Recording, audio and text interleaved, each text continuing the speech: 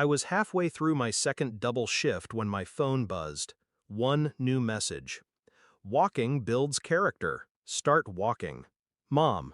Then another. You've never been worth gas money. Dad.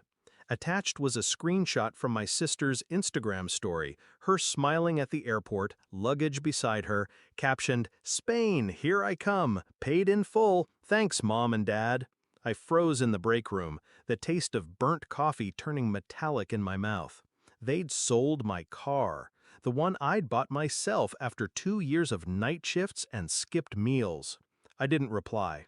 I just sat there, phone in hand, pulse steadying. It wasn't the loss of the car that burned. It was the reminder. I was nothing to them but a resource to strip bare. It wasn't always this way.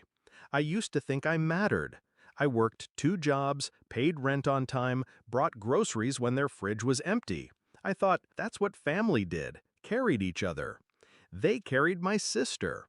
Trips, new clothes, no questions asked. For me, every request was entitlement. Every need was weakness. I swallowed it for years, told myself love was sacrifice, told myself I was building bridges. But bridges go both ways, and they'd turned ours into a one-way road. The first crack came months before the car. I noticed cash missing from my room, a few borrowed things that never came back. They'd joke about it, as if I was being petty. Then I overheard my mother telling a neighbor I was too stupid to manage money. The same week I'd covered her overdue bills. But selling the car, that was different. That was theft wrapped in contempt. That was my turning point. I didn't scream, I didn't beg, I planned. Step 1, gather. I started pulling bank statements. Every transfer I'd ever made to them, every expense I'd covered, screenshots of texts where they admitted borrowing, photos of gifts bought for my sister with their money, money I'd earned. Step 2, track. I followed the paper trail on the car sale. The buyer was a friend of my father's. I got a copy of the sale receipt through a mutual contact. Price was lower than market, a favor. That favor became leverage. Step 3, strike where it hurts. They valued their reputation more than anything. They thrived on being the generous, respected couple in their community. I started small, anonymous tips to people they owed, quietly letting certain neighbors find out about their unpaid debts and shady deals. While they scrambled to put out social fires, I moved on the legal front. The car was registered in my name. The sale, without my consent, was illegal. My lawyer confirmed it. We filed for recovery of assets, not just the car, but damages. They didn't see it coming. They thought I'd sulk, maybe block them for a while. They didn't understand that silence from me was the sound of the ground shifting under them. 3 months in, their accounts were bleeding from lawyer fees.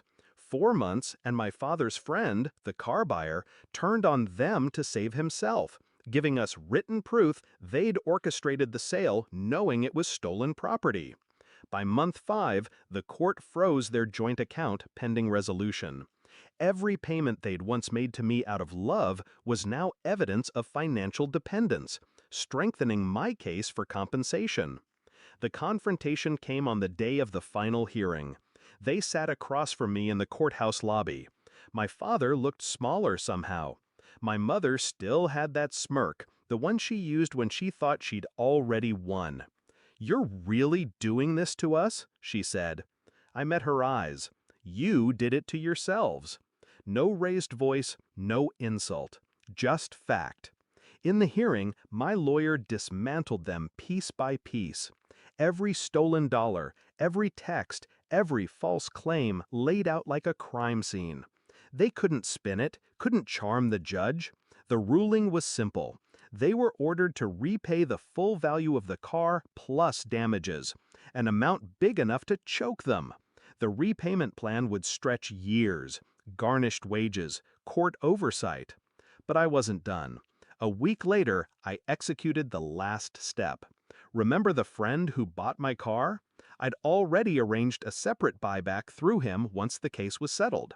The car was waiting for me, keys in hand. I drove it to their house, parked right out front. They came to the door. My mother's face went pale. My father stepped forward. "This is harassment," he growled. I tossed a manila envelope on the porch, copies of the repayment schedule. "This isn't harassment," I said, calm as ever. "It's a reminder. Every time you send me a payment, you'll remember that you tried to take from me, and you failed." I slid into the driver's seat, started the engine, and pulled away without looking back. I still work double shifts sometimes, not because I have to, because I want to. Because every hour I earn is mine, untouched by their greed.